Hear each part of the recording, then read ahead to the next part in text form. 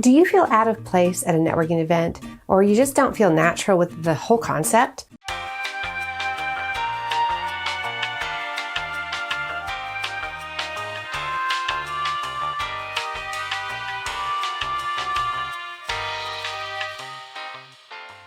I'm Melissa with RodgerandMelissa.com, and we've got you covered because today I'm going to show you the simple approach to networking that anyone can use that we call Business Networking Made Easy.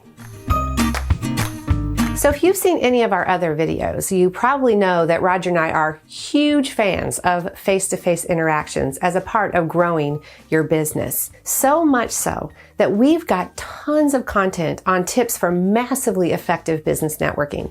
And although there are a lot of things you can do to make your networking more productive, there are really just a few simple fundamental actions and mindset shifts that you need in order to make it totally worth your while and easy to do. Now be sure to stick around to the end because I will also give you some simple ways to find the right networking events that have the people that you want to meet in attendance.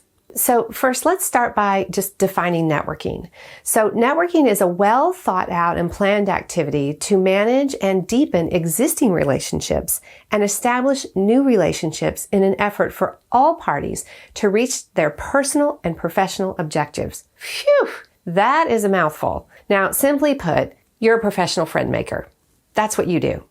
Effective networking becomes a lifestyle, a part of your everyday life. And now that doesn't mean that you have a business ulterior motive behind every conversation that you have. No, it simply means that the more people that you really get to know, the more opportunities will come into view. Opportunities to grow personally and opportunities to grow your business. So here are 5 of our top tips for making your networking easy and effective. Number 1, most importantly, give first. Have an open mind and give as much as you possibly can and expect nothing in return. Now, suspend any negative initial judgments and don't evaluate the potential that they may or may not bring to you, but rather find common ground, see the good, and realize that although you will not like everyone that you encounter, the connection may be mutually beneficial in the future. Search for ways that you can connect the people you meet with the people that you already know. Then also do that in your follow-up whenever your connections needs arise. Number 2, come prepared with an introduction for yourself. Now, some might call this your elevator pitch, but remember, this is not a sales pitch or a you fest. Don't sell, don't pitch, and don't do all the talking by telling them everything there is to know about you, your company, and your services. Instead, design your intro to generate a great conversation with your new friend. A great one-liner or catchy tagline might make you a little bit more memorable. We actually did a video dedicated to this topic, and it should be linked in the cards above. Now, also, come prepared with some typical icebreakers, questions, and conversation starters that are kind of natural for you in order to avoid any awkward silence or weird introductions. Number 3, put your cell phone away and be fully present in your conversations. Your undivided attention is what they deserve. Now, don't be held captive to your phone, and don't let it be a convenient distraction when you're feeling a little uncomfortable about meeting others. Number 4, be intentional about the events that you attend.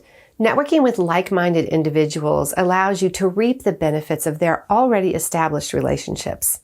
And of course, number 5, once the event is over, have some sort of plan to follow up and keep the conversation going. Remember, networking is about developing relationships, not simply coming home with some business cards. So at the end of this video, we'll also link our networking follow-up strategy. So be sure to check that one out.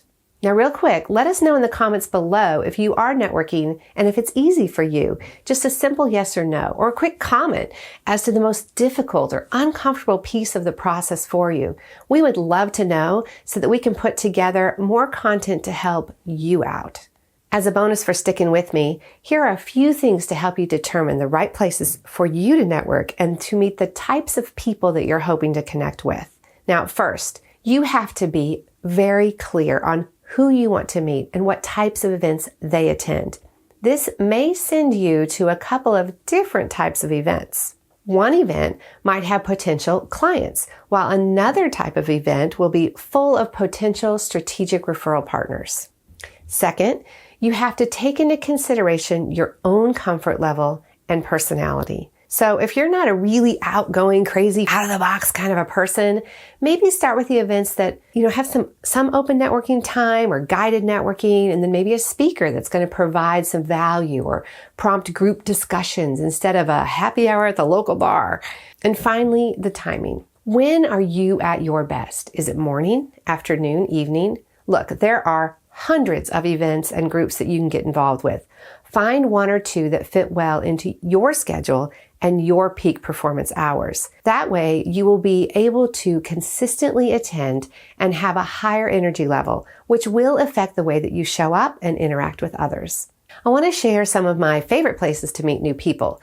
Now, of course, there is a typical networking event through Meetup or the Chamber of Commerce or local associations, but what about thinking a little bit more outside of the box? The best relationships sometimes start in the most unusual places. And even though they begin from more of a social setting than a business setting, these relationships should not be underestimated.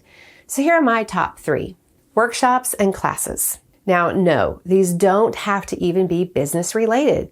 It could be for a hobby or a new skill. Our local college here actually allows people over 55 to audit classes for free. What a great way to expand your horizons. Number 2, civic or social clubs, such as like Elks, Rotary, women's clubs. These are great places to get involved. You can make a difference and meet new people. And of course, number 3, volunteer. Find a charity or a cause that you believe in. And while you are making a difference, you just never know who you might meet. So the networking lifestyle doesn't have to be hard. There are so many opportunities to meet people every single day, from the grocery store to a kid's soccer game to other entrepreneurs doing business at a coffee house. So just remember, in everything that you do, if you make yourself valuable and memorable, others will want to have you as a part of their social or their professional network. So be connection worthy. Provide value. Perform random acts of kindness. Make a difference, listen, and have a consistent attitude of giving first. Next, be sure to watch our video on networking follow-up. And if we brought you some value today, hit that like button. And if you're new here, just go ahead and subscribe. And that other video, well, YouTube picked it out, so must be good. See you soon, and happy connecting.